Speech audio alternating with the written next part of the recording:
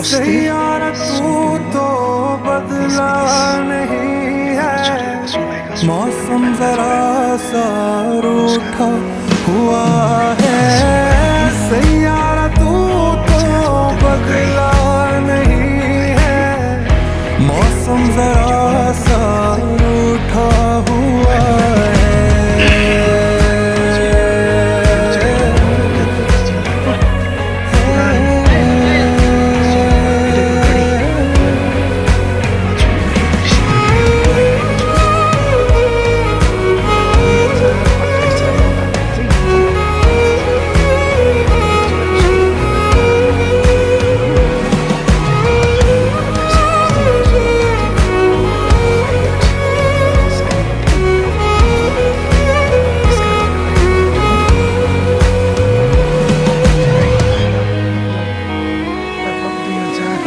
बीते लम्हों से दुनिया बसा लूं, मैं तो तेरे आंसुओं का बना हूँ। मेरी हंसी में तेरी सदाएं, तेरी कहानी खुद को सुनाऊं।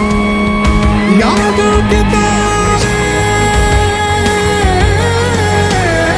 यो चाहिँ उदयपुरबाट चाहिँ उदयपुर गढी प्रवेशद्वार प्रवेश गर्ने बाटो भयो र यहाँ चाहिँ यहाँले हेर्नुहुन्छ भने यो असाध्यै पुरानो बर पिपलको बोट छ।